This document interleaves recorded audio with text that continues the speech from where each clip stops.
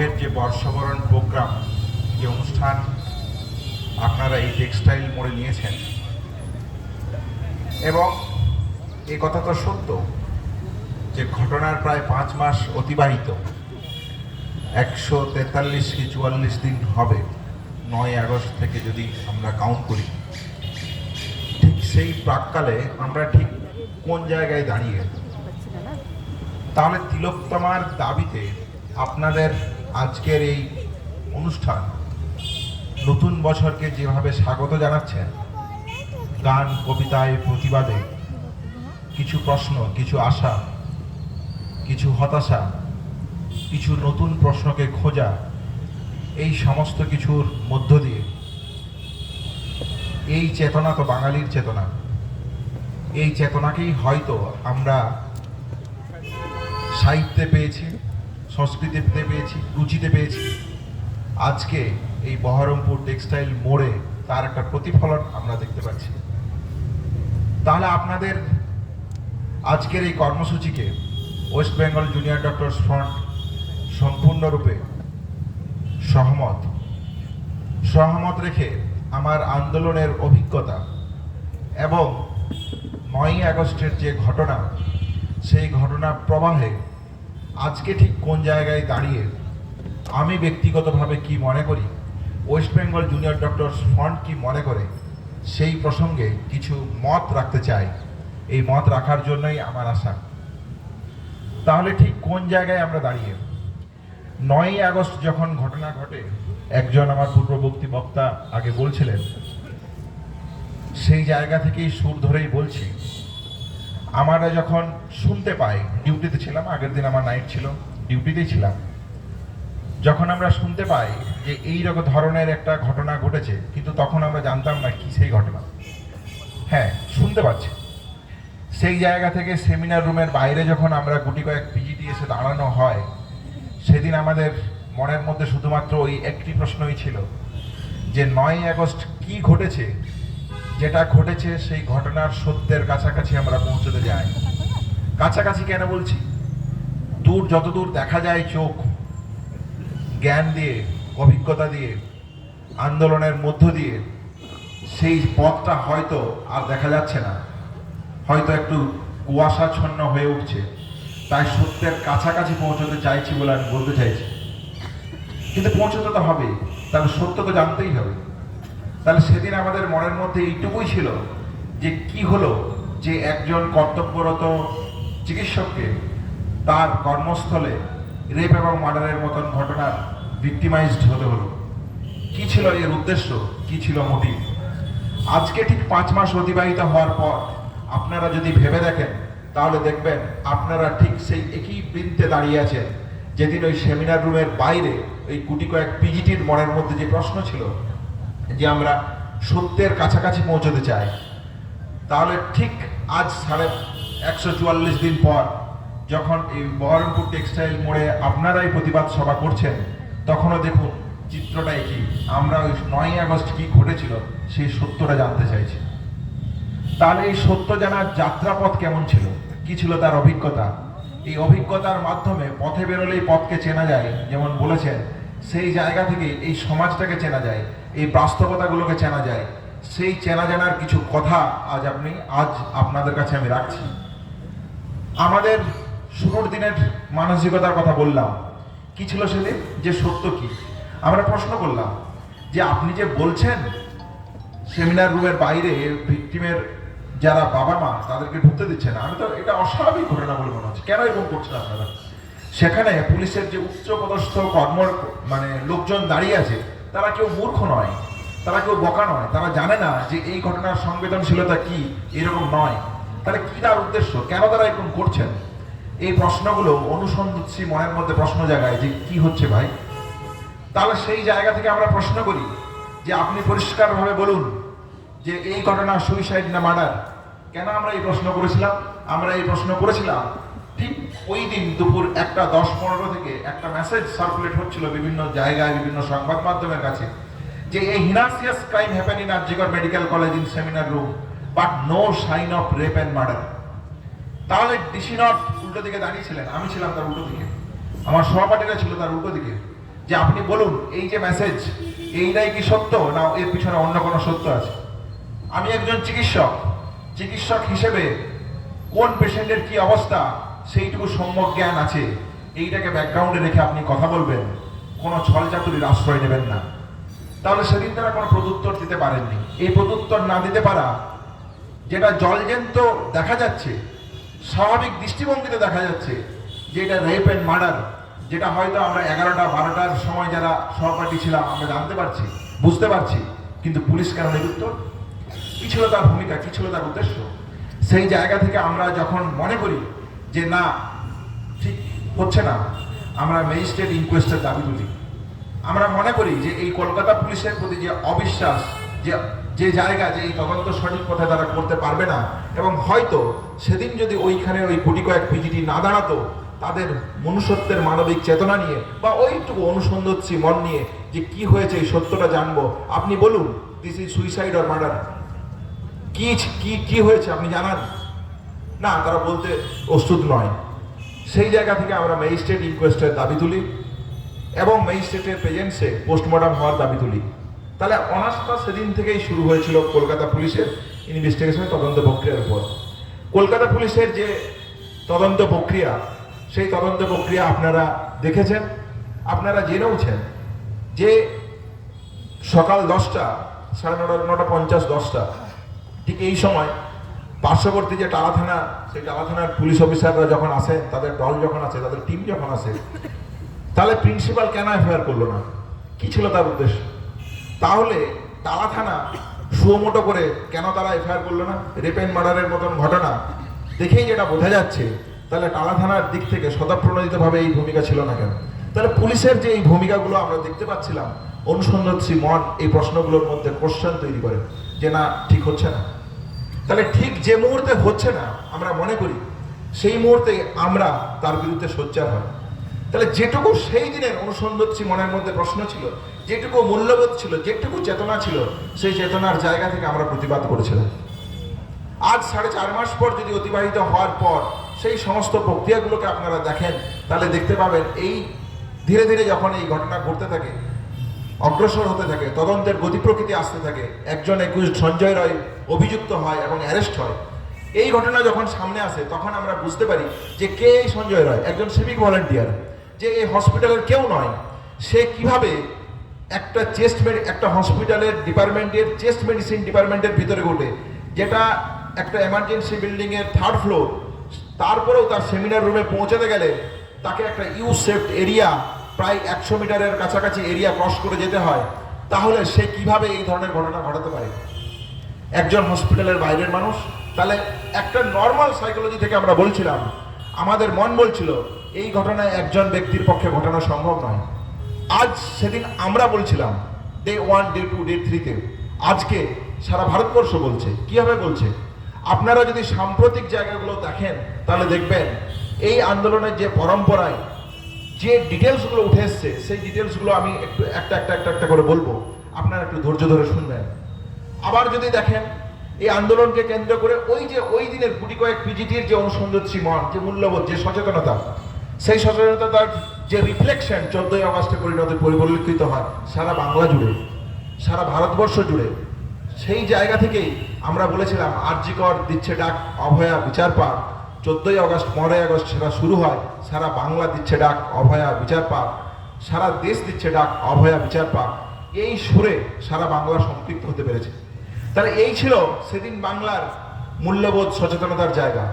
আপনারা যদি এই আন্দোলনকে আর একটু ক্রস সেকশনাল করে একটু ভিতরে ঢোকেন, তাহলে দেখবেন যে যখন আমরা ক্যাম্পাসের বাইরে বেরিয়েছি, স্বাস্থ্য ভবন অভিযান করেছি, লালবাজার অভিযান করেছি, এই জায়গাগুলো যদি দেখেন, মানুষের মন কি চাইছে, এই জায়গাটার একটা অতঃপ্রণোদিত উপলব্ধি যেন না চাইতো আমাদের মধ্যে সঞ্চারিত হয়েছে।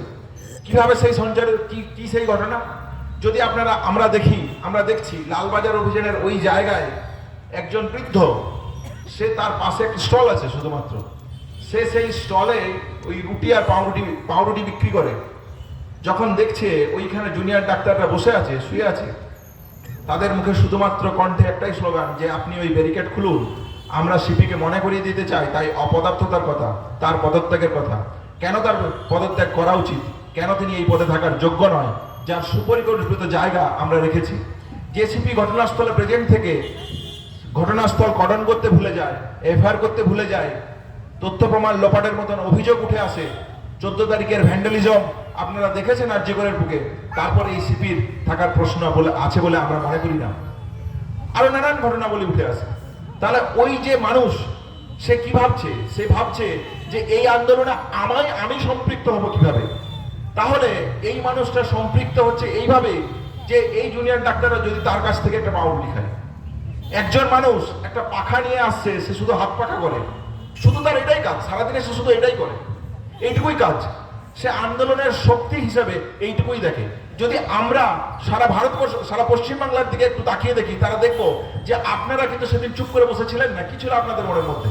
তাহলে এই আন্দোলন এমন একটা আন্দোলন, এর মধ্যে এমন একটা ইউনিক ফিচার আছে, এই ইউনিক ফিচারটাকে আপনাকে পরিলক্ষিত করতে হবে। এই ইউনিক ফিচার আছে বলেই আজকে এত উৎসাহ, এত প্রশ্ন, এত এই আন্দোলনের দিকে এত প্রশ্ন কেন উঠছে। যে পূর্ববর্তী বক্তারা বলছিলেন কি সেই ইউনিক ফিচার।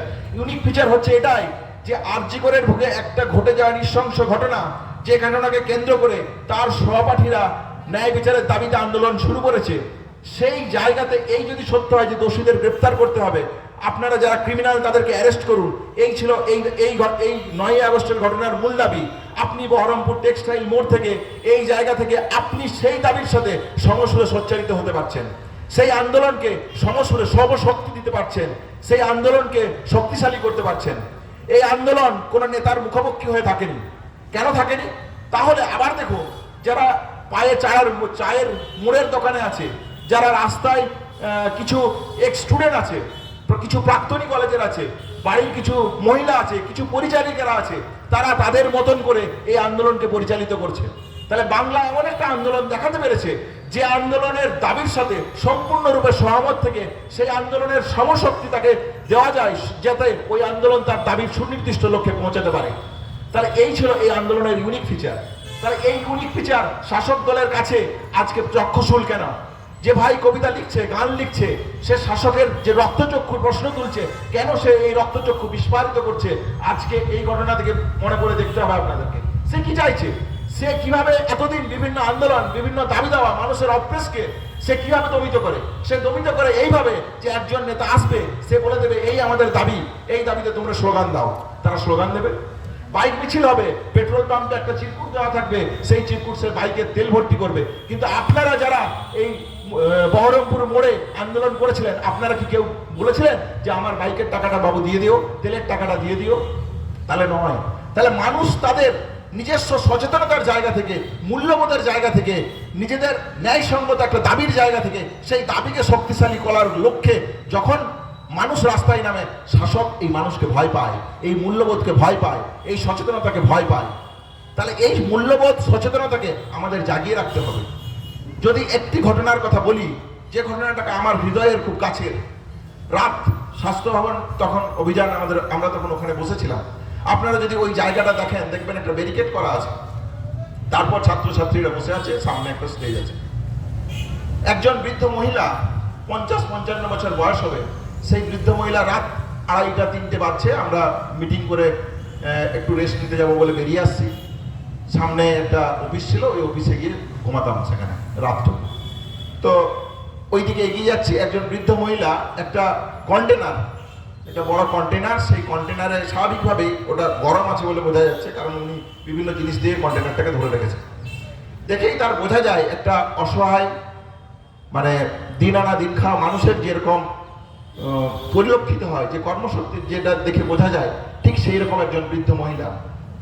সে বলছে আমার বন্ধু আমাকে এবং কিঞ্জলকে যে এই জায়গা থেকে যে বাবা আমি তোমাদের জন্য কিছু খাবার নিয়ে এসেছি, তোমরা কেন রাত্রে এইভাবে থাকবে, কিন্তু আমি একজন সাধারণ মানুষ, আমি এইটুকুই দিতে পারবো, এটা কি তোমরা নেবে? আর বন্ধু কিঞ্জল দা সেদিন সেটা মাথায় করে আমাদের ওই কাউন্টারে পৌঁছে দিয়েছিল এবং মাইকে অ্যানাউন্স করে সবাইকে খাইছে। তাহলে একজন মানুষ সে ভাবছে, সে চিন্তা করছে যে কিভাবে এই আন্দোলনটার সাথে সে সম্পৃক্ত হতে পারবে। একজন ঢাকি ওই অষ্টমীর দিন তার যে সহায় সম্বলটুকু, সেই সম্বলটুকু সে ওই অনশন মঞ্চে দিয়ে যাচ্ছে। সে চাইছে, এটাই তার আন্দোলনের প্রতি কমিটমেন্ট, এটাই তার আন্দোলনের প্রতি সহমর্মিতার জায়গা। তাহলে মানুষ তার নিজস্ব যে জীবনের সীমাবদ্ধতা আছে, সেই সীমাবদ্ধতা থেকে বেরিয়ে আসছে, বেরিয়ে এসে তার যে নৈতিক মূল্যবোধ, সচেতনতার জায়গা। তাহলে একটা আন্দোলন এমন একটা সচেতনতার জায়গা গড়ে তুলে, মূল্যবোধের জায়গা গড়ে তুলে, যে মূল্যবোধ থেকে মানুষের যে ইনস্টিংক্ট, সেই ইনস্টিংক্ট থেকে প্রতিবাদে সামিল হয়েছে।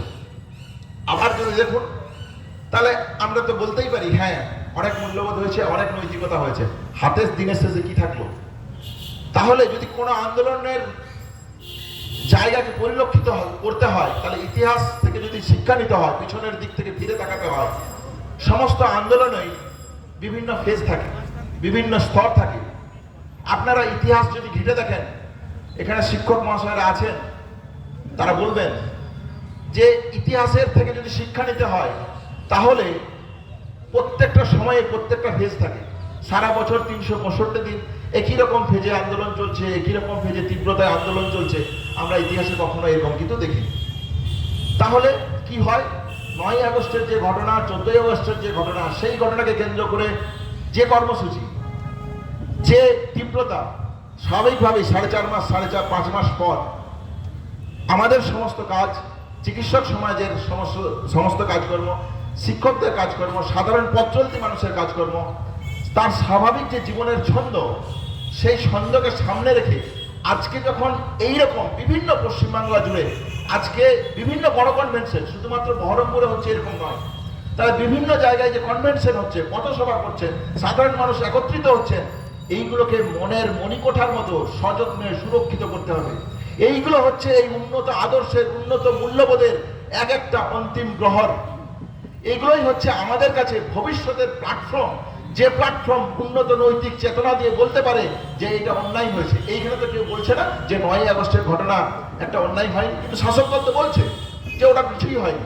তোমরা শুধুমাত্র কিছু ছাত্রছাত্রী এই কিছু হুচুক তুলে মানুষজনকে বিক্ষুব্ধ করছো। 14ই আগস্টের শিবির বয়ান যদি দেখেন, মিডিয়া বেশি হাইলাইটেড করছে, তাই মানুষ ক্ষিপ্ত হয়ে এই ঘটনা ঘটছে। কিন্তু আমরা তো জানি 14 তারিখের যে ভ্যান্ডালিজম, সেটা একটা পরিকল্পিত ভ্যান্ডালিজম। আমরা তো সেদিনেই বলেছিলাম যে এটা যে টোটাল পুলিশ অ্যাডমিনিস্ট্রেশনের টোটাল ফেলিওর, আপনি যাই বলুন না কেন। তাহলে এই যে আমার চোখের সামনে যারা দাঁড়িয়ে আছেন জুনিয়র ডাক্তার, আমরা যারা মনে করি আন্তরিক টান থেকে, যে দায়বদ্ধতার জায়গা থেকে, যে নাগরিক সমাজ যে দায়বদ্ধতা পালন করেছে, সেই দায়বদ্ধতা আমাদেরকেও পালন করতে হবে। তাহলে এই ফেজে এসে, এই যে কন্টিনিউশন ফেজে, এই ফেজে এসে আমাদেরকেও এই জায়গাগুলোকে ভেবে দেখতে হবে। এই মানসিক মূল্যবোধের যে সচেতনতার জায়গা আছে, এই সচেতনতার জায়গা থেকে একদম সোনার মণির মতন এই জায়গাগুলোকে রক্ষা করতে হবে। এইটা যদি আমরা রক্ষা করতে পারি, তাহলে যে কোনো অন্যায়, যে কোনো জায়গাকে আমরা প্রতিরোধ করতে পারবো। কবে পারবো? আমার বক্তব্যের মধ্যে আমি বলবো সেটা। তাহলে আমরা কি দেখলাম? এই আন্দোলন, এই জায়গা, এই স্তর পশ্চিমবাংলার বুকে তৈরি করেছে। কিন্তু যখন এই আন্দোলন ধীরে ধীরে কোর্ট মনিটর, সিবিআই ইনভেস্টিগেশনের দিকে গেল, কোর্ট মনিটর হলো, সুপ্রিম কোর্টে লাইভ স্ট্রিমিং হচ্ছে, আপনারা সারা পশ্চিমবাংলার মানুষ সেটা দেখেছেন। তাহলে আমরা কি দেখেছিলাম সেখানে? আমরা দেখলাম সিজিআই চন্দ্রচূড়, তিনি স্তম্ভিত হচ্ছেন যে কি ঘটনা আছে। তিনি চমকপ্রদ হয়ে উঠছেন, তিনি চমকে উঠছেন। তাহলে আজকে যদি তিনি চমকে ওঠেন, তাহলে তো সঞ্জয় রায় তো সেই 10ই আগস্ট গ্রেপ্তার হয়েছিল, তাহলে সেই রিপোর্টগুলোতে কি ছিল? তাহলে একটু ধৈর্য ধরে টেকনিক্যাল বিষয়গুলো মন দিয়ে শুনবেন। কি আমরা দেখলাম এই সাম্প্রতিক সিবিআই এর ইনভেস্টিগেশন, কলকাতা পুলিশের ইনভেস্টিগেশন এবং কোর্ট মনিটর যে সিবিআই ইনভেস্টিগেশন ছিল তার দিকে। তাহলে সাম্প্রতিককালে প্রাইমারি চার্জশিট সিবিআই দিয়েছে। প্রাইমারি চার্জশিটে সিবিআই বলছে যে ইউরেথ্রাল সোয়াব এবং নিপিল সোয়াব এটা ম্যাচড উইথ সঞ্জয় রায়। ঠিক আছে, ভেরি গুড। আবার বলছে ওই দিন পোস্টমর্টমের রিপোর্ট সময় বাকি যে স্যাম্পেলগুলো কালেক্ট হয়েছিল, সেই স্যাম্পেলগুলো রিপোর্ট কোথায় আপনি দেখান। আমরা তো বলছি, জুনিয়র ডাক্তাররা বলছি, আমাদের অভিজ্ঞতার জায়গা থেকে, যে ইনজুরি হয়েছে, যে ঘটনা ঘটেছে, সেই ঘটনা একজন ব্যক্তির পক্ষে ঘটানো সম্ভব নয়। তাহলে বাকি রিপোর্টগুলোতে কি আছে সেটা আপনি দেখাচ্ছেন না কেন? বাকি রিপোর্টগুলোতে যদি মাল্টিপল ডিএনএ থাকে, মাল্টিপল মানুষের অস্তিত্ব থাকে, তাহলেই তো বোঝা যায় এই ঘটনায় একাধিক ব্যক্তি জড়িত। এই সহজ সায়েন্টিফিক স্রোতের মধ্যে আপনার প্রাইমারি চার্জশিটে পরিলক্ষিত হচ্ছে না কেন? আমরা প্রশ্ন তুলেছিলাম, আমরা সিজিও কমপ্লেক্স অভিযান করেছি, আমরা সিবিআই অফিসারদের কাছে এই প্রশ্ন চেয়েছি যে আপনি বলুন এর সায়েন্টিফিক ব্যাখ্যা দিন। এই বাংলার মাটি, বিদ্যাসাগরের বাংলার মাটি, প্রীতিলতার বাংলার মাটি, আমরা শুধু স্লোগান দিয়ে বিদ্যাসাগর প্রীতিলতা মাস্টারদাকে স্মরণ করি তা নয়, নেতাজি সুভাষচন্দ্র বোসকে স্মরণ করি তা নয়। এই নবজাগরণের চেতনা এবং এই আন্দোলনের যে মূল্যবোধ নৈতিকতার চেতনা গড়ে তুলেছে, সেই চেতনার জায়গা থেকে আমি জানতে আসছি যে আপনি বলুন আপনার কাছে এই সায়েন্টিফিক কি ব্যাখ্যা আছে। তাহলে তারা এখনো সেই সেকেন্ডারি চার্জশিটে তারা নাকি সেই জায়গা পরিলক্ষিত করবে। কিন্তু 90 দিন অতিবাহিত হলো, 10ই ডিসেম্বর লাস্ট সুপ্রিম কোর্টের হিয়ারিং, তারপরেও যেখানে সলিসিটর জেনারেল কমিট করলেন তিনি সাপ্লিমেন্টারি চার্জশিট দেবেন, কিন্তু তিনি দিলেন না।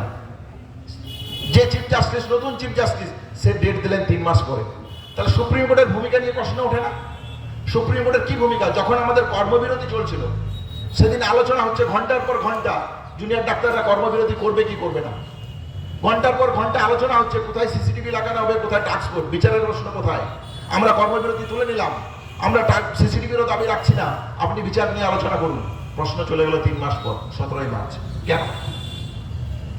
আচ্ছা, তাহলে সেই যে চমকপ্রদ কথার কথা যেটা সিবিআই এর স্ট্যাটাস রিপোর্টের মাধ্যমে সুপ্রিম কোর্টে পেশ হচ্ছিল, এই জায়গাটার প্রতি আসে। তাহলে আমরা কি দেখলাম? আমরা দেখলাম সাম্প্রতিককালে সিএসএফএল এর রিপোর্ট, ফরেনসিকের যে রিপোর্ট, সেই রিপোর্ট বাইরে এসেছে। বাইরে এসে কি দেখা যাচ্ছে? আমরা যে প্রশ্ন তুলেছিলাম যে আপনি ওই বাকি যে স্যাম্পেলগুলো ছিল সেই স্যাম্পেলগুলো রিপোর্ট দেখান, আমরা দেখতে চাই সেই রিপোর্টে মাল্টিপল ডিএনএ, মাল্টিপল মানুষের অস্তিত্বের প্রেজেন্স আছে কি নেই, আপনি বলুন। আমরা তো দেখেছি 9ই আগস্টের সেমিনার রুমের জায়গাতে রাজ্য প্রশাসনের সমগ্র কর্তা ব্যক্তিদের, আমরা দেখেছি মেডিকেল কাউন্সিলের কর্তা ব্যক্তিদের, আমরা দেখেছি স্বাস্থ্য ভবনের কর্তা ব্যক্তিদের, আমরা দেখেছি আইপিএস আইএসদের কর্তা ব্যক্তিদের। প্রাইমারি চার্জশিটে যেখানে আপনি উল্লেখ করছেন এভিডেন্স টেম্পার হয়েছে, ইনভেস্টিগেশনকে হাসাপ করার চেষ্টা হয়েছে, এভিডেন্স ডিস্ট্রাকশনের কথা হয়েছে, তাহলে আপনি সেকেন্ডারি চার্জশিট দিচ্ছেন না কেন? জবাব দিন। তাহলে সাম্প্রতিককালে সিএসএফএল এর রিপোর্টের দিকে যদি আমরা দেখি, তাহলে কি বলছে সেই সিএসএফএল এর রিপোর্ট? সিএসএফএল এর রিপোর্ট বলছে যে ওই দিন ঘটনার, ওই সেমিনার রুমে যে ঘটনা ঘটেছে সেই জায়গায় ফাইটিং এবং স্ট্রাগলিং এর কোনো রকমের কোনো সাইন নেই। তাহলে এই ঘটনা ঘটলো কোথায়? তাহলে আজকে 4.5 মাস অতিবাহিত হওয়ার পর সিবিআই যদি বলে যে আমি সিন অফ ক্রাইম কোথায় আমি জানতে পাইনি, ঘটনা ঘটেছে এইখানে, আমি তাকিয়ে আছি এই দিকে, আমি কি করে আই উইটনেস দেখতে পাবো? তাহলে আজকে সিবিআই এর তদন্ত প্রক্রিয়া একটা ক্লাস 4-5 এর বাচ্চার মতন অবস্থা হয়ে গেছে। আপনারা যদি সাম্প্রতিক সিসিটিভি ফুটেজের রিপোর্টটা দেখেন, দেখবেন সেখানে তারা রাত 2টো থেকে ভোর 6টা অবধি কারা কারা ওই সেমিনার রুমে প্রবেশ করেছে তার একটা ডেটা দিয়েছে। ভালো, সেই ডেটাতে কে কিভাবে যাচ্ছে, একজন গলায় স্টেথো নিয়ে গেছে, সিস্টারের ড্রেসের মতন একজন পরিহিত মানুষ গেছেন, একজন ধুতি পাঞ্জাবি পরে গেছেন, বিভিন্ন রকমের তার ক্যাটাগরিক্যাল ডেসক্রিপশন আছে। ডেসক্রিপশনের পরে যখন ওই মানুষটা কে, সে আর আইডেন্টিফাই করতে পারছে না। সে ওই 2টো থেকে 6টা অবধি এই পুরো জায়গাটাতে সে কি দেখতে পাচ্ছে? সে দেখতে পেয়েছে একমাত্র অভিযুক্ত সঞ্জয় রায়, আর নাকি কাকেও সে চিনতে পারে। অথচ ওই হসপিটাল ক্যাম্পাসে যাকে স্টেথো গলায় দেখতে পাচ্ছেন, সে তো স্বাভাবিকভাবে এটা বোঝা যায় একজন চিকিৎসক হবে। আপনি আমাদের জিজ্ঞেস করলেন না কেন? যে পিজিটিরা দিনের পর দিন স্টেটমেন্ট দিয়েছে, তার মধ্যে আমি দিনের পর দিন, রাতের পর রাত, আমাদের West Bengal junior doctors front আপনাদের সাথে যখন আলোচনায় বসেছে, ঘন্টার পর ঘন্টা, দিনের পর দিন, রাতের পর রাত, কোনো দিন ভোর 5:30, 6টা, 7টা, 8টা অবধি আমরা মিটিং করেছি আপনাদের সাথে। কই, আপনি তো সেই সিসিটিভির প্রশ্ন নিয়ে আমার কাছে এলেন না, আমাদের কাছে এলেন না। তাহলে কি উদ্দেশ্য? তাহলে কলকাতা পুলিশ একটা চোখ দেখিয়ে দিয়ে গেছে যে সঞ্জয় রায় অভিযুক্ত, ওটা ওই হচ্ছে অভিযুক্ত, আপনি ওর বাইরে তাকাতে চাইছেন না। আমরা বলেছিলাম একাধিক ব্যক্তি ছাড়া এই ঘটনা সম্ভব নয় বলে আমরা মনে করছি। আপনি বলুন, যদি আপনি বলেন একজন ব্যক্তি, তার মোটিভ কি, কি উদ্দেশ্যে একজন সিভিক ভলেন্টিয়ার, একজন কর্তব্যরত চিকিৎসকের সাথে এইরকম অমানবিক পৈশাচিক ঘটনা ঘটাতে পারে? কি তার উদ্দেশ্য ছিল জানা নেই। তাহলে ডিএনএ প্রোফাইলের রিপোর্টকে আমি নিজে পার্সোনালি ডিএনএ বিশেষজ্ঞ যারা ছিলেন তাদের সাথে আমরা বসে আমরা জানতে চেয়েছি যে স্যার এই রিপোর্টের ইন্টারপ্রিটেশন কি, কেন এই রিপোর্ট থেকে আমরা বলতে পারছি না বা সিবিআই বলতে পারছে না যে এই ঘটনায় একাধিক ব্যক্তি জড়িত নয়? যে বাবা এই রিপোর্ট দেখে আমার বলতে কোনো অসুবিধা নেই যে এই ঘটনায় একাধিক ব্যক্তি জড়িত আছে এবং তার প্রেজেন্স আছে। তাহলে ডিএনএ প্রোফাইলের রিপোর্টিংয়ে যে স্যাম্পেলগুলোর কথা প্রাইমারি চার্জশিটে উচ্চ রেখেছিল সিবিআই, সেই রিপোর্টগুলোকেই দেখা যাচ্ছে, সেই স্যাম্পেলগুলোতেই দেখা যাচ্ছে মাল্টিপল ডিএনএর প্রেজেন্স আছে। তাহলে জুনিয়র ডাক্তারদের যে প্রশ্ন ছিল, যে কথা ছিল, তারা একটা অনুসন্ধানশীল মন থেকে, মূল্যবোধের চেতনা থেকে যে প্রশ্ন রেখেছিল, আজ সিএসএফএল এর রিপোর্ট সেই তথ্যের সত্যতা প্রমাণ করে। তাহলে এই যদি সত্য হয়, সিবিআই এর এই যদি ইনভেস্টিগেশনের ভূমিকা হয়, তাহলে সুপ্রিম কোর্টের ইনভেস্টিগেশনকে মনিটর করার এই যদি ভূমিকা হয়, তাহলে রাষ্ট্রশক্তির, ভাই যে গান গাইছিল রাষ্ট্রশক্তির উদ্দেশ্যে, সেই রাষ্ট্রশক্তির 9ই আগস্টের মতন ঘটনাকে কেন্দ্র করে যেখানে সারা বাংলার মানুষ আন্দোলিত হচ্ছে, তাকে কেন্দ্র করে তাদের ভূমিকার কথা আপনি ভেবে দেখুন। তাহলে শাসক এবং রাষ্ট্র চাইছে, কাকে আড়াল করতে চাইছে, কি তার উদ্দেশ্য, এই প্রশ্ন আসছে। যদি দেশের সর্বোচ্চ তদন্তকারী সংস্থা সিবিআই এই প্রশ্নের উত্তর দিতে না পারে, তাহলে দেশের সর্বোচ্চ সুপ্রিম কোর্ট যদি এই অ্যান্সার না দিতে পারে, তাহলে বিচার চাওয়ার জন্য সাধারণ মানুষরা যাবে কোথায়? বিচার তারা চাওয়ার জন্য পাবে কোথায়? দেশের সর্বোচ্চ তদন্তকারী সংস্থার যদি এই অবস্থা হয়, এই প্রশ্নচিহ্ন দেখা যাচ্ছে।